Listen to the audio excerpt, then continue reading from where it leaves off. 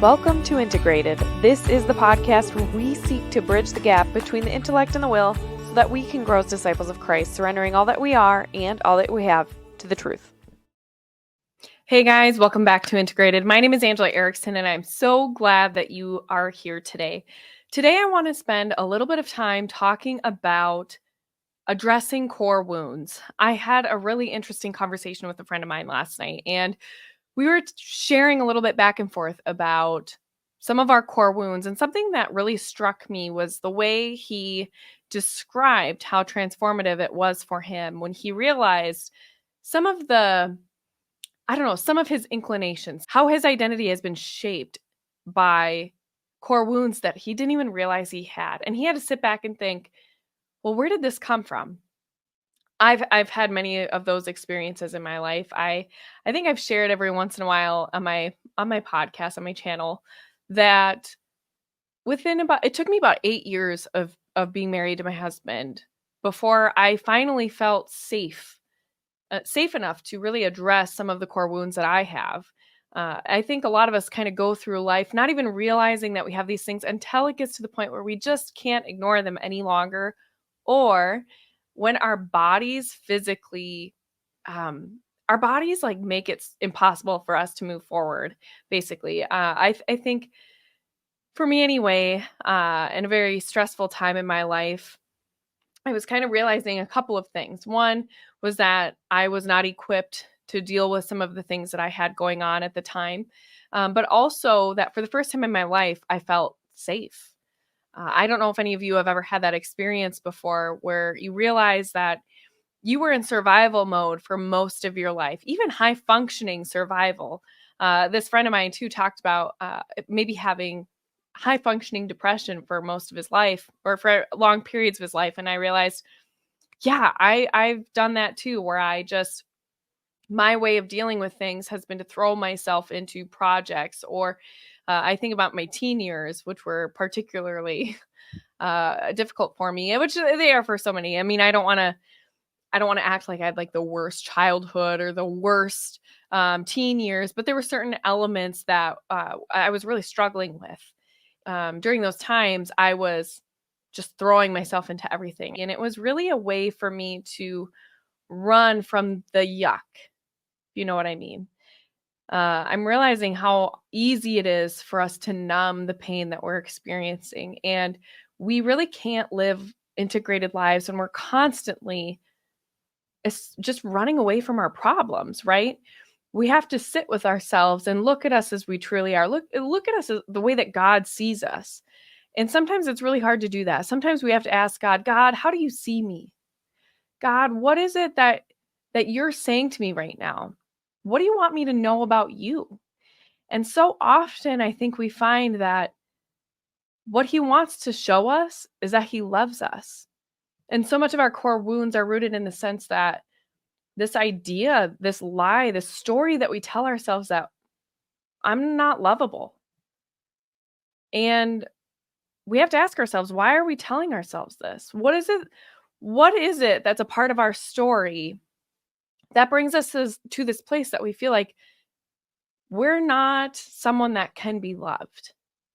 Because when we get that sense, especially as children, it really seeps into every area of our lives. I think we overlook this a lot, but when we have this overwhelming sense that we're not lovable, it seeps into our family life. It seeps into our married life, but it transcends even those human relationships and impacts how we relate to God, if we can relate to God at all.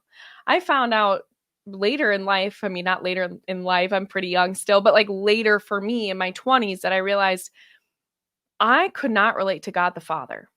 I couldn't understand what that was like. What's it like to have a father? To me, God seemed like somebody who was so distant, somebody unfamiliar, somebody who maybe was harsh and judgmental, or so what I realized I was often doing is I was shaming myself all the time. I had a very strong inner critic. I still do. It's something I struggle with.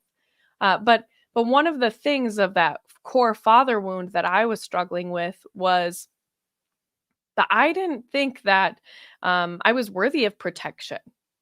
I didn't feel like I was worthy of being provided for. I didn't feel like I was worthy of being loved unconditionally, because for me, love was something that had to be earned. You had to prove yourself worthy of love. And I still remember the day I was sitting in my car and I was driving back, I think from reconciliation. And sorry, it was just one of those moments where I just knew God was speaking to my heart. And it was sort of like this overwhelming sense of, Angela, my grace is sufficient for you, and I love you simply because you are you. And like, there's nothing that I could do to make God love me. He just does. That's who he is. He is love. That's one of his attributes, is he's love, and he loves his creation, even though we're broken, and even though we might fumble our way quite a bit. I mean, if you're like me, I'm constantly making mistakes, and yet he loves me, and he calls me to him, and he calls me to more. He calls me to be better, and that's not him condemning me. It's him giving me an opportunity to know him, love him, and serve him in this life and the next. And so when I have that sort of mind shift, when I realize, like, wow, God loves me and I don't have to earn it. I don't have to prove myself. I have this loving father. That was transformative for me. It shifted my mindset from one that was always telling myself, like, wow, Angela, you're such an idiot.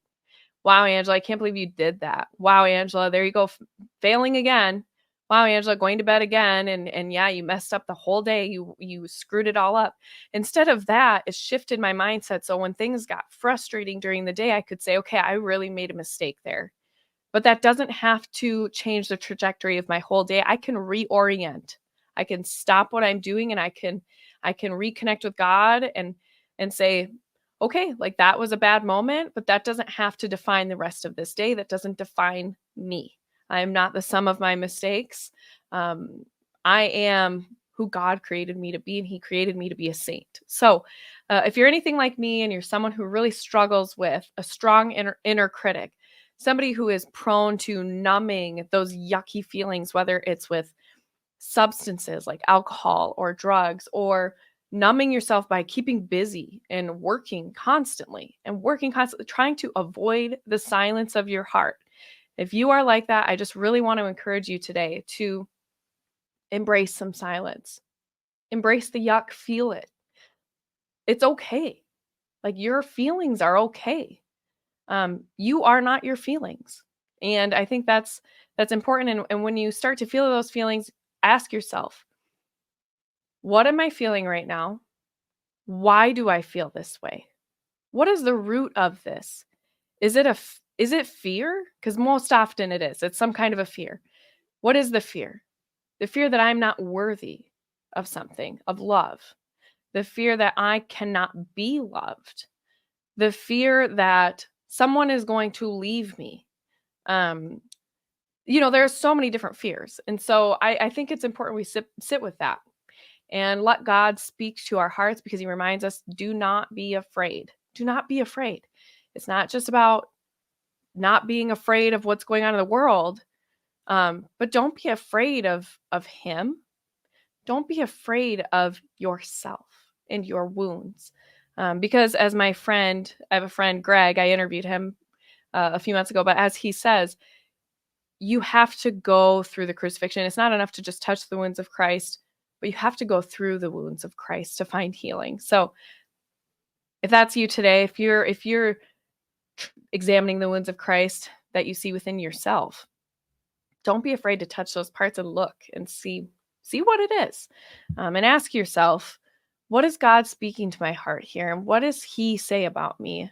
Not what is the story that I tell myself, but what does God say about me?